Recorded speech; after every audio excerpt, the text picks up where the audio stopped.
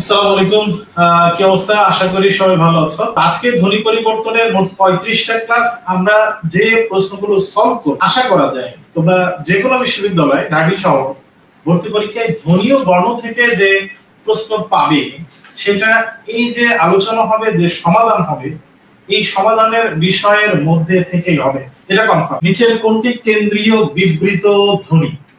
আচ্ছা, কেন্দ্রীয় বিবৃত ধ্বনি এই প্রশ্নের উত্তরের জন্য এর আগেও তোমাদেরকে বলা হয়েছে যে একটা ছক তোমাদের মুখস্থ করতে হবে, সেখান থেকে কিন্তু প্রশ্ন হয়। কেন্দ্রীয় বিবৃত, সেখানে সম্মুখ স্বরধ্বনি, পশ্চাৎ স্বরধ্বনি, জীবের উচ্চতা, ঠোঁটের উন্মুক্তি, কোনগুলো সংবৃত, কোনগুলো বিবৃত, এরকম একটা ছক তোমাদেরকে বলা হয়েছে মুখস্থ করতে। এবং যে ছক থেকে বিগত অবস্থায় দেখা যায় যে প্রায়ই প্রশ্ন হয়। তো আমরা ওই ছকটা একটু দেখবো, দেখে এই প্রশ্নটা সলভ করবো। এখানে বলেছে কেন্দ্রীয় আবার বিবৃত স্বরধ্বনি। আমরা জানি এই প্রশ্নের উত্তর আটা কিভাবে হলো। আটা আমরা এখানে দেখছি জীবের অবস্থান তিন ভাবে আমরা ডিফাইন করতে পারি। একটা হচ্ছে সম্মুখ, মধ্য, পশ্চাৎ। মধ্য মানে মূলত মাঝখানে, আর এই পাশে এই পাশের মাঝখানে, তাহলে এখানে মধ্য, আবার এইটাকে কেন্দ্রীয়। তার মানে জীবের অবস্থান অনুযায়ী মাঝখানে কেন্দ্রে অবস্থান করছে হচ্ছে আ। আচ্ছা, তাহলে এখানে কেন্দ্রীয় কি বুঝলাম। আর বিবৃত ধ্বনি আমরা জানি যে সংবৃত এবং বিবৃত এই দুইটা কথা আমার মুখে এই যে গোল হয়, যখন বেশি গোল হয় তখন সংবৃত, গোল হয় না তখন সেটা বিবৃত। এটা একটা ব্যাখ্যা। মূলত দুই ঠোঁটের দূরত্ব যদি বাড়ে তাহলে বিবৃত হয়, যদি কমে যায় ছোট হয় তাহলে সংবৃত হয়। যদি দুই ঠোঁটের দূরত্ব সংক্ষিপ্ত হয় তাহলে তখন সংবৃত হয়, যখন বেড়ে যায় তখন বিবৃত হয়। আমরা জানি যে আ উচ্চারণে জিহ্বা শুয়ে থাকে, আ উচ্চারণে জিহ্বা শুয়ে থাকে এবং দুই ঠোঁটের দূরত্ব সব থেকে বেশি হয়। আ যখন আমরা বলবো দুই ঠোঁটের মাঝখানের দূরত্ব সব থেকে বড় হয়। এই যে সব থেকে বেড়ে যায়, বড় হয়, এই জন্য আকে বিবৃত ধ্বনি বলে। এই যে বিবৃতর মধ্যে পড়ে, আবার এটা মাঝখানে তাই কেন্দ্রীয় বলে। আর জীবের উচ্চতা যদি হিসাব করি, আ উচ্চারণে জীবের উচ্চতা মানে জীব আসলে ঠিক কোথায় থাকে, আমাদের জিহ্বা ঠিক কোথায় থাকে, এই হিসাব করলে আমরা জানি। এছাড়াও আরেকটা প্রশ্ন দেখবা তোদের ব্যাকরণ বই আছে এবং বিগত বছরে এসছে যে কোন ধরনের উচ্চারণে জিহ্বা শুয়ে থাকে, যেটাকে বই লেখা আছে জিহ্বা শায়িত থাকে। কোন ধ্বনি উচ্চারণ? আমরা জীবের উচ্চতা যদি হিসাব করি, একবার উচ্চতা থাকে যখন আমরা বলবো ই এবং উ তখন উঁচু, এ যখন বলবো আরেকটু নিচে ভাগ, এ যখন বলবো আরেকটু নিচে ভাগ, আর যখন আ বলবো তখন জিহ্বা, আমাদের জিহ্বা একবার নিচে শুয়ে পড়ে। তাহলে যে ধ্বনি উচ্চারণে জিহ্বা শায়িত থাকে সেটা কোন ধ্বনি? সেটা হচ্ছে আ। তাহলে জিহ্বা শায়িত থাকে, তার মানে জিহ্বা একেবারে নিচে থাকে। আমার সম্মুখ এবং পশ্চাৎ যদি হিসাব করি, আ বলে জিহ্বা একদম নিচে শুয়ে পড়ে, সামনের দিকেও আগায় না, পিছনের দিকেও যায় না, এই জন্য আ উচ্চারণে কেন্দ্রে থাকে জিহ্বা। আবার আ উচ্চারণে দুই ঠোঁটের দূরত্ব সব থেকে বাড়ে, এই জন্য এটাকে বিবৃত বলে। তাহলে তিনটা ক্যাটাগরি আমি আরেকবার রিভাইজ করে বলছি। প্রথম কথা হচ্ছে জীবের উচ্চতা, মানে জীব আসলে উঁচু হয় নাকি নিচু হয়। আ বললে জীব শুয়ে পড়ে, তার মানে কি একেবারে নিচে থাকে, নিম্ন থাকে। আচ্ছা, আ উচ্চারণে জীব সামনের দিকেও আসে না, পিছন দিকেও যায় না, তার মানে মাঝখানে থাকে, কেন্দ্রে থাকে, মধ্যে বা কেন্দ্রীয় থাকে। তাহলে নিম্ন আবার কেন্দ্রীয় পাইলাম।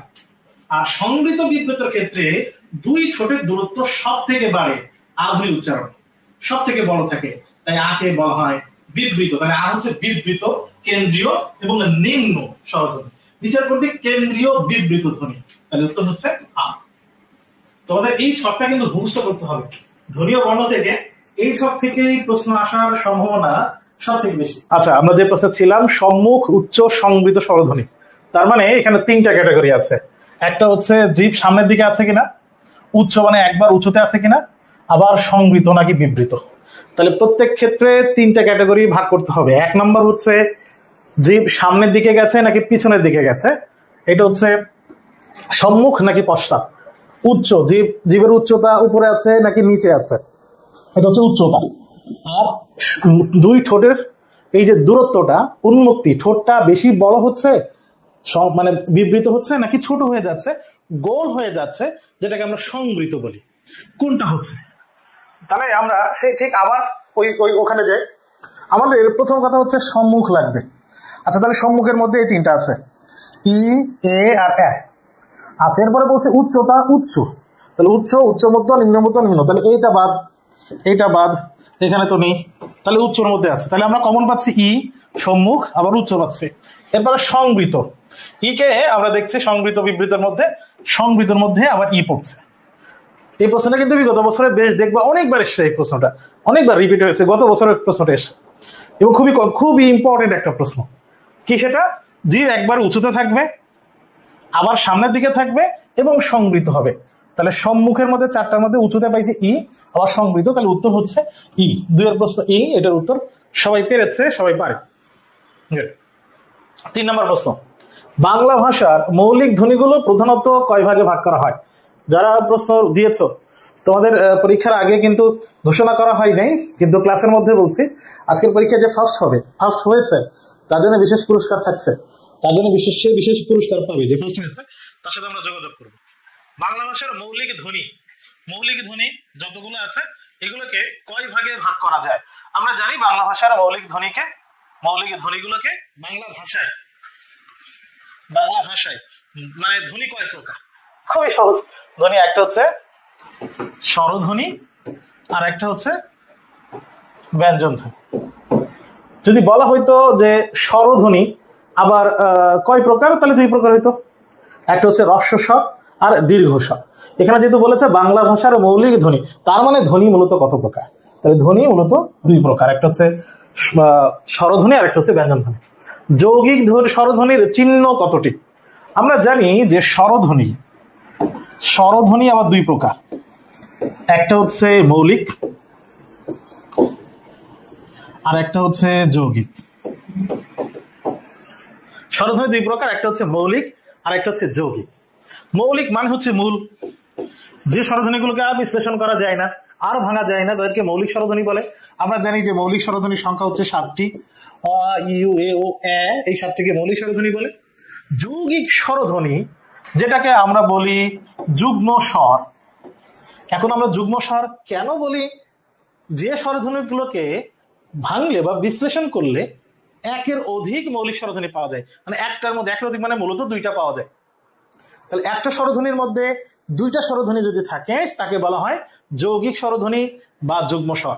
মূল কথা, পাশাপাশি 2টা মৌলিক স্বরধ্বনি কাছাকাছি এসে যে উচ্চারণটা আমরা শুনতে পাই তাকে বলা হয় যৌগিক স্বরধ্বনি। এখন এই যৌগিক স্বরধ্বনি মোট 25টি, যৌগিক স্বরধ্বনি 25টি। এই ব্যাখ্যাটা বারবার দেওয়া হয়, বিশ্লেষণ করা হয় এবং প্রায়ই দেখবা বিগত বছরের প্রশ্ন তোমরা ঘাটলে দেখবা যে এটা প্রায়ই আসে। খুব ইম্পর্টেন্ট একটা তথ্য। যৌগিক বা যুগ্ম স্বর বা স্বরধ্বনি 25টি, কিন্তু এখানে প্রশ্ন হয়েছে যৌগিক স্বরধ্বনির চিহ্ন। আমরা জানি চিহ্ন মানে হচ্ছে প্রতীক। যেরকম আমরা বলি যে মুখ নিঃসৃত কোনো আওয়াজ বা ধ্বনি, কোনো আওয়াজকে যেটা ভাষা প্রকাশ করে, অর্থ প্রকাশ করে, তাকে আমরা ধ্বনি বলি। আচ্ছা, তাকে আমরা ধ্বনি বলি। তাহলে ধ্বনির আবার প্রতীক আছে। যেরকম আমি বলছি যে ক, এই আওয়াজটা তোমরা শুনতে পাচ্ছ, কিন্তু এই আওয়াজটা তো দেখতে পাচ্ছ না। যখন আমরা বলছি যে প ধ্বনির প্রতীক হচ্ছে, এটা হচ্ছে প, এ দেখতে পাচ্ছ, তাহলে ধ্বনির প্রতীককে আমরা কি বলি? ধ্বনির প্রতীককে আমরা বলি বর্ণ। ধ্বনির প্রতীককে আমরা বর্ণ বলি। এখানে যে প্রশ্নটা হয়েছে যৌগিক স্বরধ্বনি কয়টি, এটা যদি হইতো তাহলে 25টি হইতো। যৌগিক স্বরধ্বনির চিহ্ন মানে প্রতীক, তার মানে হচ্ছে যৌগিক স্বরবর্ণ। যৌগিক স্বরবর্ণ। আমরা জানি যৌগিক স্বরধ্বনি মানে মৌলিক স্বরধ্বনির পাশাপাশি আসতে পারে 25 ভাবে, কিন্তু যৌগিক স্বরধ্বনির বর্ণ যদি হিসাব করি সে বর্ণ কিন্তু 2টা। সে বর্ণ কি কি? ওইকে আমরা ভাঙলে পাবো অ আর রসই, আর ওকে আমরা ভাঙলে পাবো অ আর রস। এই যে একটা ভেঙে 2টা পাচ্ছি, এই জন্য এই 2টাকে বলা হয় যৌগিক স্বর জ্ঞাপক বর্ণ, মানে যৌগিক স্বরধ্বনির চিহ্ন, মানে যৌগিক স্বরধ্বনির প্রতীক। তাহলে উত্তর হবে 2টি। যৌগিক স্বরধ্বনির চিহ্ন বা প্রতীক হচ্ছে 2টি। নিচের কোন বর্ণটির সংক্ষিপ্ত রূপ নাই? কোন বর্ণটির সংক্ষিপ্ত রূপ নাই? এখন বর্ণের সংক্ষিপ্ত রূপকে কি বলে? বর্ণের সংক্ষিপ্ত রূপকে আমরা জানি, যদি স্বরবর্ণ হয়, স্বরবর্ণের সংক্ষিপ্ত রূপকে বলা হয় কার। আর যদি ব্যঞ্জন বর্ণ হয়, আমরা জানি ব্যঞ্জন বর্ণের সংক্ষিপ্ত রূপকে বলা হয় ফলা। তাহলে স্বরবর্ণের সংক্ষিপ্ত রূপকে বলা হয় কার, ব্যঞ্জন বর্ণের সংক্ষিপ্ত রূপকে বলা হয় ফলা। আচ্ছা দেখো, তাহলে এখানে স্বর এবং ব্যঞ্জন 2টাই আছে। আমরা আয়ের সংক্ষিপ্ত রূপ আ যেহেতু স্বরবর্ণ, তাহলে আ কার আমরা দেখতে পাই কিনা, ক একারে কা, এটা হচ্ছে আয়ের সংক্ষিপ্ত রূপ, তার মানে এটা আছে। ব এর সংক্ষিপ্ত রূপ মানে ব ফলা। আমরা যদি স্বাগত শব্দ লিখি তাহলে দেখছি ছয়ের সাথে ব ফলা আছে, তার মানে ব এর সংক্ষিপ্ত রূপ হয়। ম এর সংক্ষিপ্ত রূপ ব্যঞ্জন বর্ণ, ম এর সংক্ষিপ্ত রূপ তাহলে হবে ম ফলা। আমরা জানি স্মরণ বানান লিখতে গেলে ছয়ের সাথে ম ফলা লিখতে হয়, তার মানে ম এর সংক্ষিপ্ত রূপ করে ফেলছি। আচ্ছা, তাহলে যেখানে ছিলাম অ বাংলা বর্ণের মধ্যে ব্যঞ্জন বর্ণের সংক্ষিপ্ত রূপকে ফলা বলে, স্বরবর্ণের সংক্ষিপ্ত রূপকে কার বলে। অ এর কোনো কার নেই। আমরা জানি যে স্বরবর্ণ তো 11টি, 11টা স্বরবর্ণের মধ্যে 10টির কার আছে। এই তথ্যগুলো আমরা জানি, খুবই সহজ। তারপরও আরেকবার দেখলে এটা মুখস্থ হয়, কারণ এইগুলো থেকেই প্রশ্নটা হয়।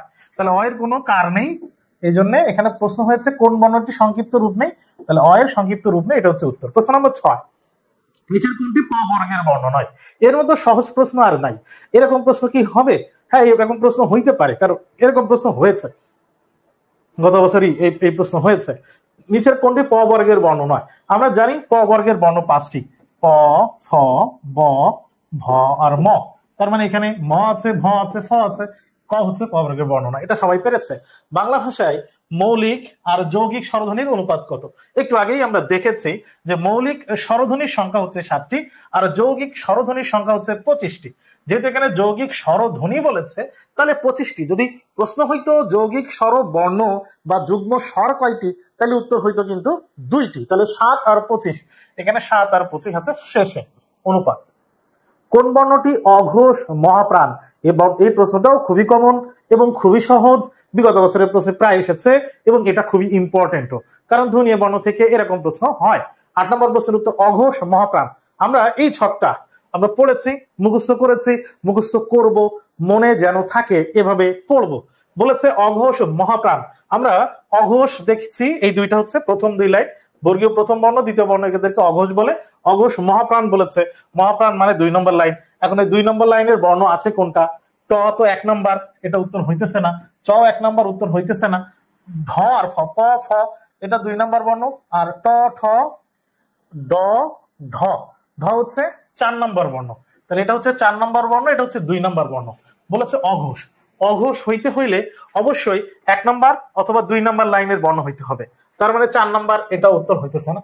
তাহলে ফ, এই ফটাকে বলা হয় অঘোষ, আবার মহাপ্রাণ বর্ণের মধ্যে পড়ে।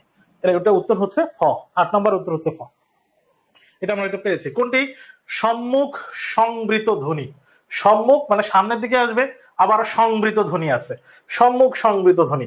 এখন দেখো, সম্মুখ এর ভিতরে আসবে, আবার সংবৃতর মধ্যে পড়বে। আমরা জানি সংবৃত ধ্বনি এই ছকের মধ্যে আছে 2টা, একটা হচ্ছে ই আর একটা হচ্ছে উ। ই এবং উ এর ঠোঁট গোলাকৃতি থাকে, ঠোঁট সব থেকে সংক্ষিপ্ত থাকে, তাই সংবৃত ধ্বনি 2টা, ই এবং উ। এখন এটা সংবৃত পাইলাম, তাহলে 2টা, ই এবং উ 2টা উত্তর হইতে পারে। কিন্তু সম্মুখ হইতে বলতেছে উ উচ্চারণে জিহ্বা একটু পিছিয়ে যায়, এই জন্য উকে বলা হয় জিহ্বার অবস্থান অনুযায়ী পশ্চাৎ সংবৃত স্বরধ্বনি। তাহলে সম্মুখ যেহেতু বলতেছে এটা পশ্চাৎ, এটা তো পশ্চাৎ, তাহলে সম্মুখের মধ্যে আমরা পড়ছে কি ই, তাহলে ই কে আমরা কি বলবো? সংবৃত বলবো, আবার সম্মুখ স্বরধ্বনি বলবো। তাহলে এটা উত্তর হচ্ছে ই। এখন ইটার উত্তর হয়, এর আগে তো প্রশ্ন একটা দেখেছি, কিন্তু এখানে উ কিন্তু অপশনে আছে, কারণ আমরা জানি উটাও সংবৃতর মধ্যে পড়ে, সম্মুখের হিসাব করলে ই এর উত্তর হয়।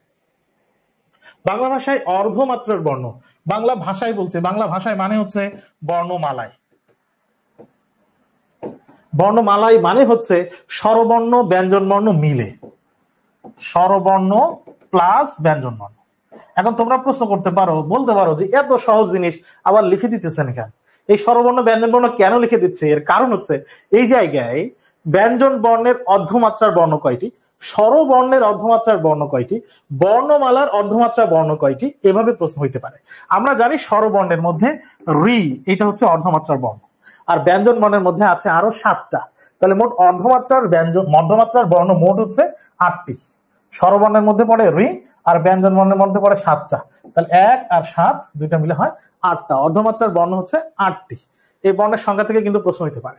পার্শ্বিক ব্যঞ্জন কোনটি? পার্শ্বিক ব্যঞ্জন জিনিসটা কি সেটা একটু আমরা জানি। যে ধ্বনি বা যে বর্ণ উচ্চারণের সময় জিহ্বার দুই পাশ দাঁতের দুই পাশে লাগে, এই পাশে পাশে লাগলে সেটাকে বলা হয় পার্শ্বিক বর্ণ। জিহ্বার দুই পাশ দাঁতেরও দুই পাশে লাগে, ল ল উচ্চারণ করলে দেখবা জিহ্বা এরকম নৌকার দুই পাশে এরকম উঁচু হয়ে যায়। ল উচ্চারণ করলে দুই পাশ উঁচু হয়ে যায়। জিহ্বার দুই পাশ উপরের দাঁতের দুই পাশে লাগে, পাশে পাশে লাগে, তাই পার্শ্বিক ধ্বনি বা পার্শ্বিক ব্যঞ্জন। এটার আরো একটা ব্যাখ্যা আছে, যে ধ্বনি উচ্চারণে জিহ্বার দুই পাশ দিয়ে বাতাস বের হয় তাকে বলা হয় পার্শ্বিক ধ্বনি বা পার্শ্বিক ব্যঞ্জন। পার্শ্বিক ধ্বনি বা পার্শ্বিক ব্যঞ্জন হচ্ছে একটি, সেটা হচ্ছে ল। তাহলে পার্শ্বিক ব্যঞ্জন হচ্ছে একটি, সেটা হচ্ছে ল। এটার একটা ছক আমরা দেখাবো, খুব ইম্পর্টেন্ট কিছু তথ্য এই জায়গা থেকে প্রশ্ন হয় প্রায়ই, সেই জায়গাটা আমরা দেখব। বিজ্ঞান শব্দটিতে যুক্ত বর্ণ, এখানে যে যুক্ত বর্ণটা আছে এই যুক্ত বর্ণটা হচ্ছে এরকম, আবার আরেকটা যুক্ত বর্ণ আছে সেটা হচ্ছে আগে ইও দিয়ে এরকম জ। দেখো এখানে আমি জটা আগে লিখেছি, এই বর্ণটাকে বিশ্লেষণ করলে হবে জ, আর এই যে আংটা হচ্ছে ইওর আংটা। আর এখানে আগে এরকম দিয়েছি, তার মানে আগের ইওর আংটাটা লিখেছি, মাত্রাও নেই, তার মানে আমরা জানি ইও এটার মাত্রা নেই, তার মানে ইও আগে আর এর পরে হচ্ছে জ। এইটা লিখতে গেলে আমরা জানি জ্ঞান লিখতে গেলে এটা লিখতে হয়, বিজ্ঞান লিখতে গেলে এটা লিখতে হয়, এটার জন্য আমরা জানি যে গঞ্জ লিখতে হলে এটা লিখতে হয় গঞ্জ।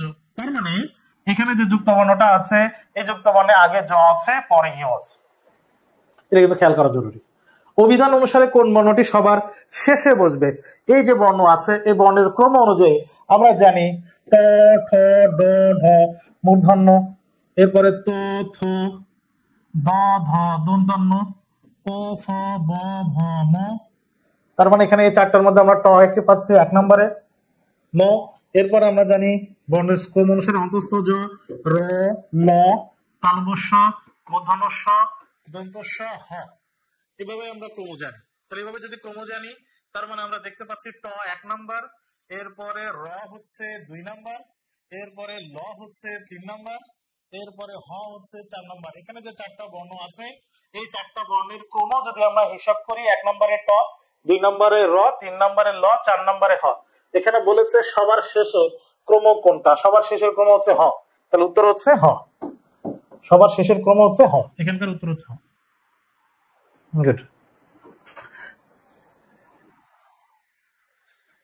নিচের কোন শব্দটি অভিধান অনুসারে আগে বসবে? এই শব্দটা আমরা এই চারটা শব্দ যদি অভিধানে খুঁজি তাহলে কোনটা আমরা অভিধানে আগে পাবো? এটার জন্য তোমরা অনেকে টেনশন করে, এর আগে একটা ক্লাস নিয়েছি আমাদের ইউটিউবের আছে, আমাদের পেজেও আছে, তোমরা ওইটা একটু দেখবা। ওখানে আরো বেশ বিস্তারিত কঠিন কঠিন কিছু প্রশ্ন সমাধান করা হয়েছে। এই প্রশ্নটা খুবই সহজ। এরকম হলে আমরা মানে প্রথমটা দেখবো যে প্রথম বর্ণটা যদি ডিফারেন্ট হয় তাহলে আমরা বিশ্লেষণে যাব না। এখানকার প্রথম বর্ণ হচ্ছে খ, এখানকার প্রথম বর্ণে যে যুক্ত বর্ণটা আছে ক্ষীয়কে ভাঙলে আমরা কি কি পাবো? ক আর মূর্ধন্য ষ। তার মানে এখানকার প্রথম বর্ণ হচ্ছে ক, এখানকার প্রথম বর্ণ হচ্ছে দন্ত স, এখানকার প্রথম বর্ণ হচ্ছে হ। তা আমরা জানি ব্যঞ্জন বর্ণের প্রথম বর্ণটাই তো হচ্ছে ক। তাহলে তো কোন অভিধান অনুসারে কোনটা সবার আগে বসবে? তার মানে অভিধানে যদি আমরা খাবার, ক্ষমা, শাক এবং হাঁস এই চারটা শব্দ অভিধানে খুঁজি তাহলে সবার আগে আমরা পাবো ক্ষমা শব্দটি। এটা দেখেই ক্ষীয় দেখেই মনে হইতে পারে পরে, কিন্তু ক্ষীয়কে বিশ্লেষণ করলে কিন্তু ক আর মূর্ধন্য ষ বের হয় ক এর সাথে, এই জন্য ক উত্তর হবে। নিচের কোনটি ঠিক?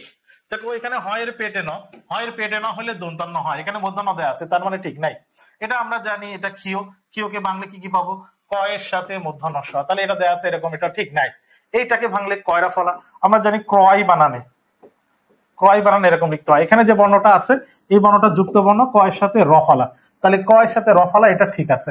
আর এই যে বর্ণটা আছে আমরা জানি যে আমাদের সাকিব শাহরিয়ার স্যার এরকম লেখে, এরকম করে লেখে সাইলিক, এটা হচ্ছে সাইলিক এ। যখন মাত্রা দেব তখন এটা হচ্ছে ত এর সাথে রফলা, ত এর সাথে রফলা এইভাবে লেখা হয় মাত্রা দিয়ে, যেহেতু ত এর উপরে মাত্রা আছে এই জন্য ত এর রফলা মাত্রা থাকবে, ত এর রফলা একসাথে এইভাবে হয়ে যাবে। এটা হচ্ছে ত এর রফলা, কিন্তু আগে র পরে ত, এটা হইতে পারে না। তাহলে উত্তর হচ্ছে এইটা, ক এর সাথে রফলা। র একটা ধ্বনি, র একটা কি ধ্বনি? আমরা জানি যে কম্পনজাত ধ্বনি বা বর্ণ আছে র, উষ্ম ধ্বনি বা উষ্ম বর্ণ তালবস্য, মূর্ধন্য ষ, দন্ত স, হ্যাঁ। তালুনজাত বর্ণ আছে দুইটা, ডয় বিন্দু র আর ঢয় বিন্দু র। ডয় বিন্দু র এবং ঢয় বিন্দু র এর ধ্বনিকে বলা হয় তালুনজাত ধ্বনি। জিহ্বা এরকম ভাঁজ খেয়ে একটা বাড়ি খায়, তালুন থেকে এর জন্ম, জাত, এটা জাত হয়েছে, তাই এর নাম হচ্ছে তালুনজাত ধ্বনি। র, র যদিও আমরা উচ্চারণ ভুল করি, আমরা বলে ফেলি র র, তার মানে এটা কিন্তু র। আষাঢ়, আমরা আষাঢ় উচ্চারণে আমরা পড়ে, গাছ থেকে পা পিছলে পড়ে যায়, এই পড়ে বানানে ডয় বিন্দু ল লিখি। এটা উচ্চারণে জিহ্বা এরকম ভাঁজকে একটা বাড়ি খায়, বাড়ি বা তাড়ন থেকে এর জন্ম, তাই এর নাম হয়েছে তাড়নজাত। এর আরেকটা নাম আছে টোকাজাত ধ্বনি। একটা টোকা খায়, টোকাজাত ধ্বনি। তাই তাড়নজাত বর্ণ দুইটি তাড়নজাত ধ্বনি। জীবের ডগা মানে একবারে জীবের সামনের পাশ আর উপরের পাটির দাঁতের সংস্পর্শে, জীবের একবার সামনের পাশ দাঁতে গিয়ে লাগে, তার মানে সেগুলোকে বলা হয় দন্তবর্ণ। এখন দন্তবর্ণ কোনগুলা? ত, থ, দ, ধ। ত, থ, দ, ধর মধ্যে কোনটা আছে? এই যে যেটা। যদি বলতো যে উপরের পাটির দাঁতের গোড়ার অংশ বা উপরের পাটির দাঁতের শক্ত যে মাংস সেখানে লাগে, তাহলে সেটাকে বলা হতো মূর্ধা, ট, ঠ। এখানে দাঁতের স্পর্শ বলেছে, তার মানে দন্তধ্বনি, ত, থ, দ, ধ, এগুলো হচ্ছে দন্তধ্বনি। কোনটি যুগ্ম স্বরধ্বনি? এই যে যুগ্ম স্বরধ্বনি, তার মানে হচ্ছে দ্বিস্বর। যুগ্ম স্বরধ্বনি মানে হচ্ছে দ্বিস্বর। দ্বিস্বর মানে হচ্ছে যুগ্ম স্বর। যুগ্ম স্বরধ্বনির প্রতীক কোনটা? এটা। এই যে একটাকে ভেঙে আমরা দুইটা পাবো, এই জন্য এটা বর্ণের ক্ষেত্রে এরকম আর উচ্চারণের ক্ষেত্রে কিন্তু এরকম। একটার মধ্যে দুইটা পাইছি, তাহলে ওটা উত্তর। পাশাপাশি অবস্থিত উচ্চারিত দুটি স্বরের যুক্ত রূপ। এই যে পাশাপাশি দুইটা স্বরধ্বনি উচ্চারিত হইলে, একটু আগে আমরা দেখলাম এটাও মৌলিক স্বর, এটাও মৌলিক স্বর, দুইটা স্বরধ্বনি পাশাপাশি আসলে এই যে একসাথে উচ্চারণটা হইতেছে, এই উচ্চারণটার নাম হচ্ছে দ্বিস্বর বা যুগ্ম স্বর। দ্বিস্বর বা যুগ্ম স্বরের নাম লিখেছি যুগ্ম স্বর, দ্বিস্বর, যুগ্ম স্বরধ্বনি বা যৌগিক স্বরধ্বনি। এর আরো একটা নাম আছে সন্ধি স্বর। তাহলে যেটাই হচ্ছে যৌগিক স্বর সেটাই দ্বিস্বর, সেটাই যুগ্ম স্বর, ওর আরেকটা নাম আছে সন্ধি স্বর। পরের প্রশ্ন, কোন বর্ণটির নিজস্ব কোনো ধ্বনি নাই? তার মানে ও নিজের মতো উচ্চারিত হইতে পারে না। এটা একটা যুক্ত বর্ণ, এটাকে ভাঙলে কর মধ্যম স্ব, তাহলে এটার আলাদা আলাদা উচ্চারণ আছে। খণ্ডতর উচ্চারণ ত এর মতো, এর উচ্চারণ আছে। গ এর উচ্চারণ তো গ এর মতো, এর উচ্চারণ আছে। ইও এর উচ্চারণটা আসলে ইও এর নিজস্ব কোনো উচ্চারণ নাই। তাহলে ইও কয়েকভাবে উচ্চারিত হইতে পারে। তার মধ্যে একটা আমরা উদাহরণ দেখি। আমরা দেখি যখন এই শব্দটা লেখা হয়, এই শব্দটা যখন লেখা হয় এটাকে আমরা বলি সঞ্চয়। সঞ্চয়। তাহলে এটার উচ্চারণ যদি লিখি, দন্তস্বর উচ্চারণ তালব্যস্বর মতো হয়েছে, সঞ্চয়। তার মানে এটার উচ্চারণ যদি আমি ভেঙে লিখতে চাই, উচ্চারণ যদি ভেঙে লিখতে চাই, তার মানে এখানে দেখলাম আমি ন আর চ লিখেছি, কিন্তু এই যে যুক্ত বর্ণটা আছে, এই যুক্ত বর্ণটাকে বিশ্লেষণ করলে হয় কি? এই যুক্ত বর্ণটাকে বিশ্লেষণ করলে হয় ইয়োর সাথে চ। তার ইয়োর সাথে চ ভেঙে লিখলে হয়, আর উচ্চারণ লেখার সময় ন লিখছে। তার মানে ইয়োর কি আসলে স্বতন্ত্র, স্বাধীন বা নিজের কোনো উচ্চারণ আছে? উত্তর হইতেছে না। ইয়ো তো দেখতে পাইতেছি নিজের কোনো উচ্চারণ নাই, এই জন্য উত্তর হচ্ছে ইয়ো। পরাশ্রয়ী বর্ণ কয়টি? পরের আশ্রয়ে থাকে। যে বর্ণটা শব্দের শুরুতে আছে এমন প্রমাণ নজির আমরা পাবো না। শব্দের শুরুতে থাকতে পারে না, অন্য বর্ণের আশ্রয়ে থাকে, অন্য বর্ণের ঘাড়ে থাকে।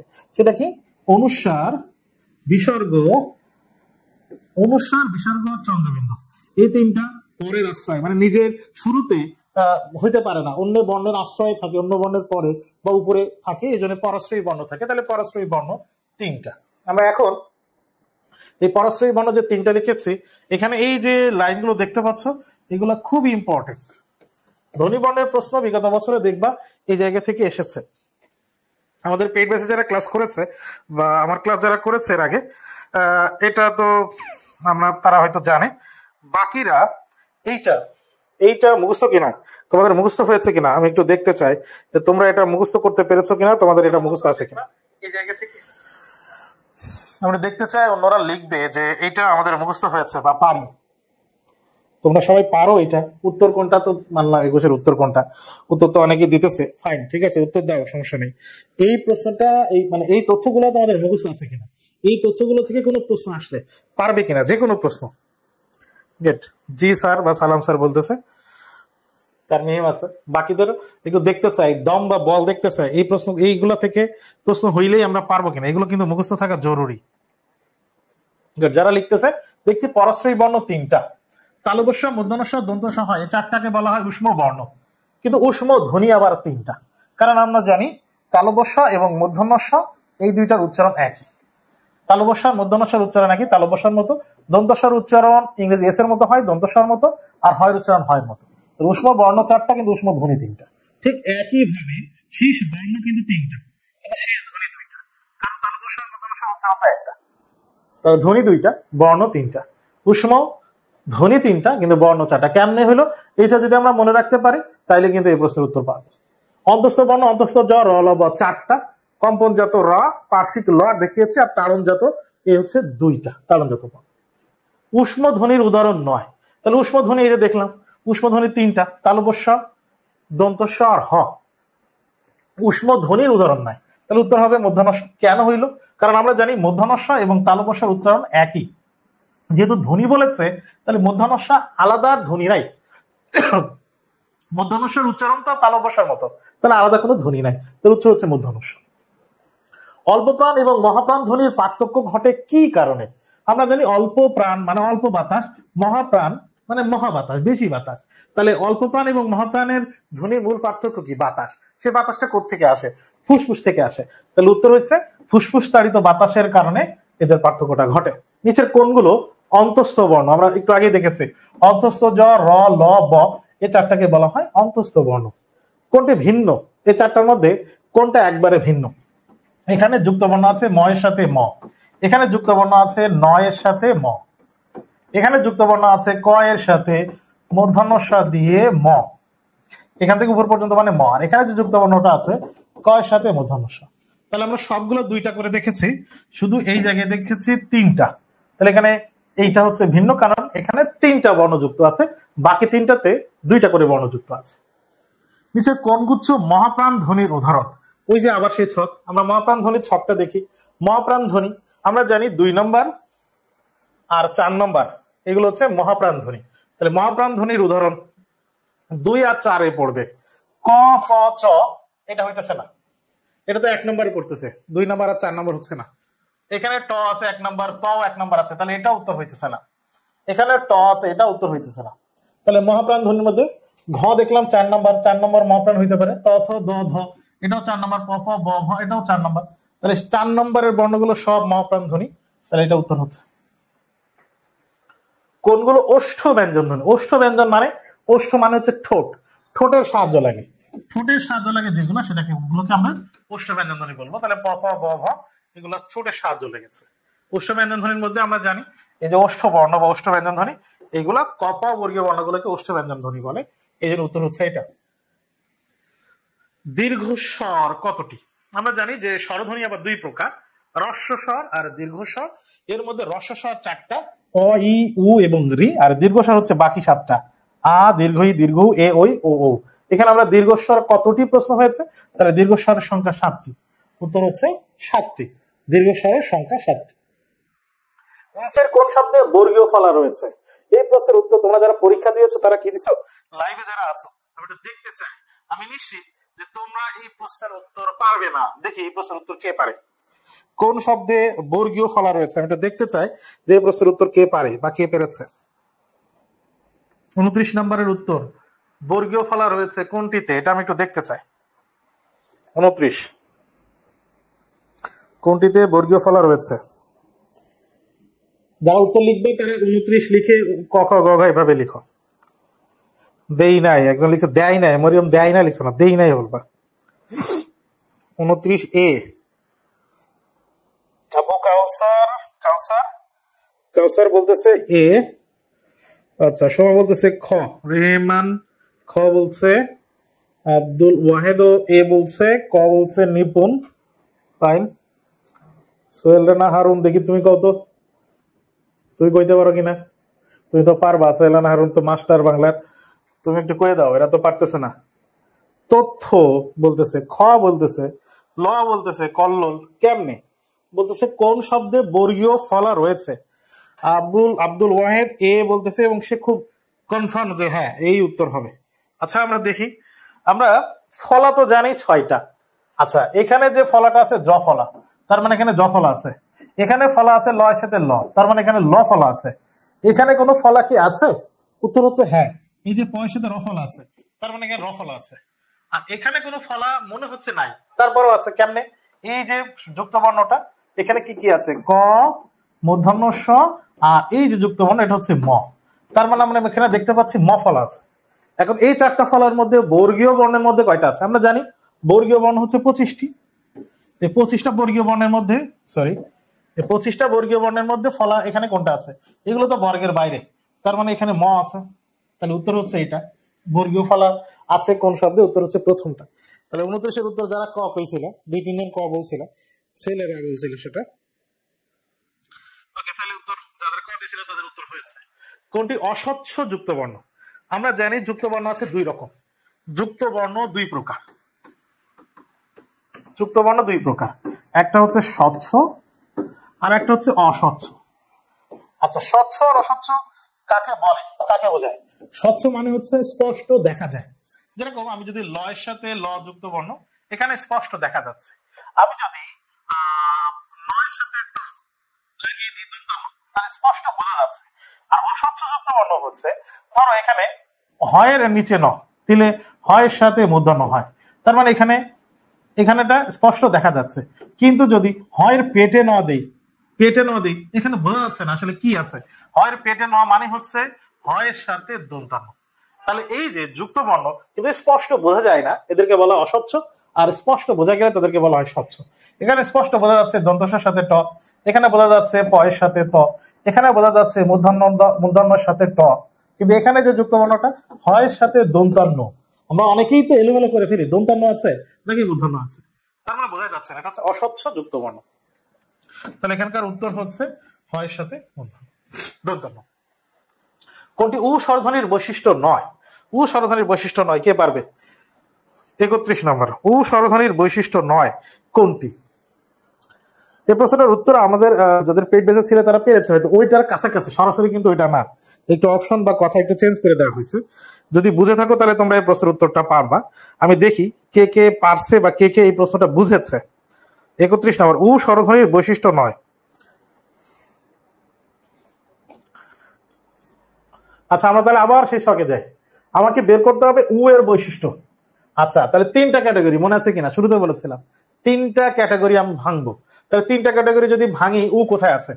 উকে বলা হচ্ছে প্রথম হচ্ছে পশ্চাৎ, তার মানে জীবের অবস্থান উ উচ্চারণে জীব পিছন দিকে চলে যায়, পশ্চাৎ। আচ্ছা, ঠোঁট গোল হয়, ঠোঁট বেশি বড় হয় নাকি গোল হয়, মানে ঠোঁট ছোট থাকে নাকি বড় থাকে? এটা দেখছি সংবৃত, সংবৃত মানে গোলাকৃতি, সংবৃত মানে সংক্ষিপ্ত, ঠোঁট সংক্ষিপ্ত হয়ে গেলে তো গোল হয়ে যায়, আর বিবৃত বড় হয়ে গেলে গোল থাকে না, অগোলাকৃতি। বড় হয়ে গেলে ঠোঁট বড় হয়ে গেলে গোল থাকে না, ছোট হয়ে গেলে ও বা উ বললে ঠোঁট এই যে গোল হয়ে যায়, তার মানে সংবৃত মানে গোলাকৃতি। তাহলে এটা ঠিক আছে বৈশিষ্ট্য। পশ্চাৎ, এখানে পশ্চাৎ নাই। আচ্ছা, প্রথমটা সম্মুখ স্বরধ্বনি। আচ্ছা, উ কি সম্মুখ স্বরধ্বনি নাকি পশ্চাৎ? এখানে লেখা আছে সম্মুখ, তার মানে এটা একটা বৈশিষ্ট্য না, এটা হচ্ছে উত্তর। যদি পশ্চাৎ হইতো তাহলে মানতাম।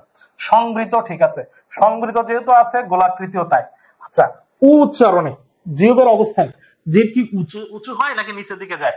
এই যে উঁচু থেকে নিচু আমরা দেখছি উঁচু জায়গায় আছে, তার মানে উ উচ্চারণে জিহ্বা উচ্চে থাকে, জিহ্বা গোল হয়ে যায় ঠোঁট, তার মানে সংবৃত বা গোলাকৃতি, এই দুটাই উত্তর। কিন্তু সম্মুখ স্বরধ্বনি তো না, ই হচ্ছে সম্মুখ, উ হচ্ছে জিভ পিছনে থাকে, তাহলে পশ্চাৎ, তাহলে এটা উ এর বৈশিষ্ট্য না। এর বৈশিষ্ট্য, এ স্বরধ্বনির বৈশিষ্ট্য দেখো গোলাকৃতি, এ উচ্চারণে জীব মানে দুই ঠোঁটের দূরত্ব বেড়ে যায়, তার মানে গোলাকৃতি এটা হইতেছে না। আচ্ছা, এতে কি উঁচুতে থাকে নাকি নিচুতে থাকে? গোলাকৃতি যদি না হয় তাহলে সম্মুখ হবে না। আমরা ছকটা দেখে হিসাব করি, এ কোথায় আছে? এ এখানে আছে, এখানে বলেছে এ হচ্ছে নিম্ন মধ্য, নিম্ন মধ্য মানে নিচের দিকে, তাহলে উচ্চ হচ্ছে না, আমাকে বড় বৈশিষ্ট্য বের করতে হবে। আচ্ছা, এ উচ্চারণের জিহ্বার স্থানের সামনে নাকি পিছনে? দেখছি যে হ্যাঁ, এটা সম্মুখের মধ্যে আছে। এ উচ্চারণে সংবৃত নাকি বিবৃত? আমরা দেখছি যে বিবৃতের মধ্যে যাচ্ছে, তাহলে যদি বিবৃতের মধ্যে যায় তাহলে গোলাকৃত হবে না, সংবৃত হবে না, সম্মুখ স্বরধ্বনি হবে।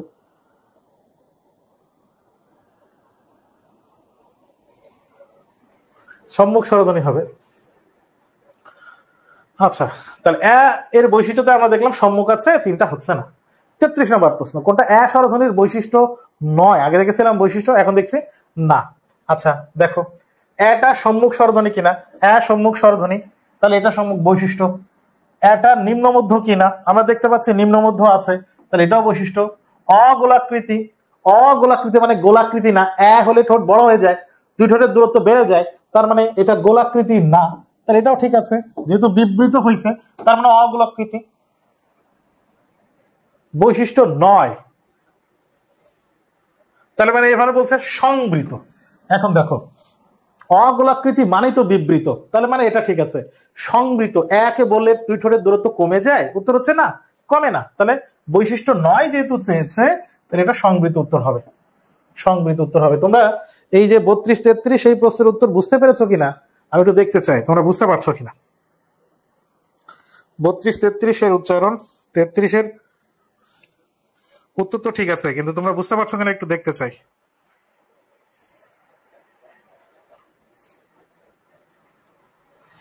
এক ফোঁটা বৃষ্টি আমাদের লাইভে যুক্ত হয়েছে, এক ফোঁটা বৃষ্টি। বাহ, তোমাদের নাম ফেসবুকে অনেক সুন্দর সুন্দর নাম দেয় মানুষ। জি বুঝতে পারছে, সবাই নাকি বুঝতে পারছে, ফাইন। 34-এ যায়, এ স্বরধ্বনির বৈশিষ্ট্য নয়। এখন আমার এর বৈশিষ্ট্য না কোনটা বের করতে হবে। আমরা একটু দেখি এর বৈশিষ্ট্য কি কি আসলে। এই যে এ এখানে আছে, তার মানে আমরা দেখলাম যে এ সম্মুখের মধ্যে পড়ে, আবার এ উচ্চ বা উচ্চ মধ্যের মধ্যে পড়ে, আবার এ সংবৃতর মধ্যে পড়ে। তিনটা, সম্মুখ, অর্ধ সংবৃত, আবার উচ্চ মধ্য। এবার বলছে কি নয় কোনটি। আচ্ছা তাহলে সম্মুখ স্বরধ্বনি, এটা তো সম্মুখ স্বরধ্বনি, এটা বৈশিষ্ট্য। অর্ধ সংবৃত, এই যে অর্ধ সংবৃত এটা আছে। উচ্চ মধ্য, এই যে উচ্চ মধ্য এটাও আছে। গোলাকৃতি, গোলাকৃতি না, একবার গোলাকৃতি কখন হবে, যখন সেটা সংবৃত হবে। তাহলে এ স্বরধ্বনির বৈশিষ্ট্য নয়, বৈশিষ্ট্য নয়, সম্মুখ স্বরধ্বনি এ ঠিক আছে, অর্ধ সংবৃত এটাও ঠিক আছে, উচ্চ মধ্য এটাও ঠিক আছে, গোলাকৃতি হবে সব থেকে সংবৃত, একবারে সংবৃত যেটা সেগুলো হচ্ছে গোলাকৃতি, এই দুইটা। তাইলে এটা উত্তর না, বৈশিষ্ট্য নয়, এটা হচ্ছে উত্তর। লাস্ট প্রশ্ন, আবিধানিক ক্রম। তোমাদের আবিধানিক ক্রম নিয়ে বেশ ভেজাল আছে, এই জন্য বলেছে আগে একবার আমাদের একটা ক্লাস আছে ইউটিউবে বা লাইভে হয়েছিল, ওই ক্লাসটা ভালো করে দেখবা। আমাদের পেইড ব্যাচে যারা ক্লাস করছো আশা করছি তারা পারছো, বা তারপরেও অনেকে বিভিন্ন রকম বলছে কঠিন লাগতেছে যারা ক্লাসে ছিল না বা করেনি। এইটা আমরা একটু খেয়াল করি, দেখবা এখানে আমরা ওই ঝামেলা আর একটু দূর হইতে পারে।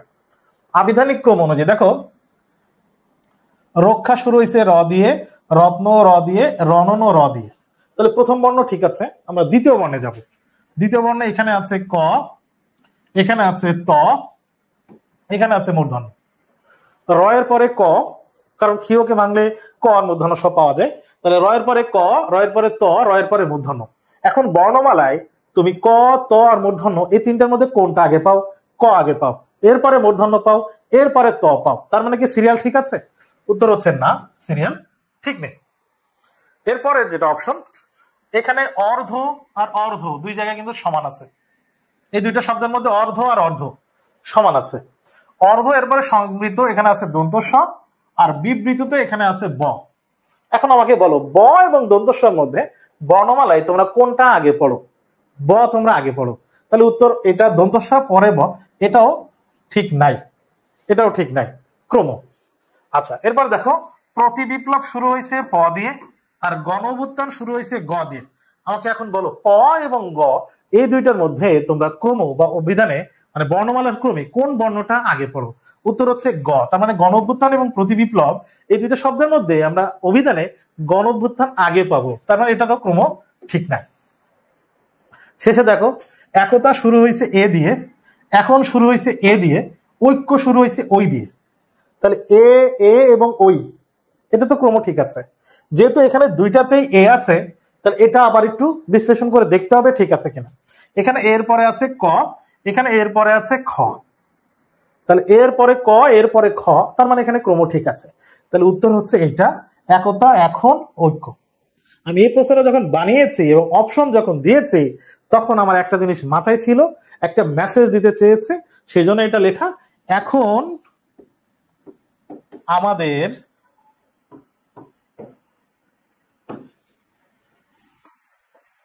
জন্য জরুরি, এখন আমাদের জন্য জরুরি কি? এই যে এখন আমাদের জন্য জরুরি হচ্ছে একতা। একতা একটা বিশেষ্য, এটার আর একটা বিশেষ্য রূপ হচ্ছে ঐক্য।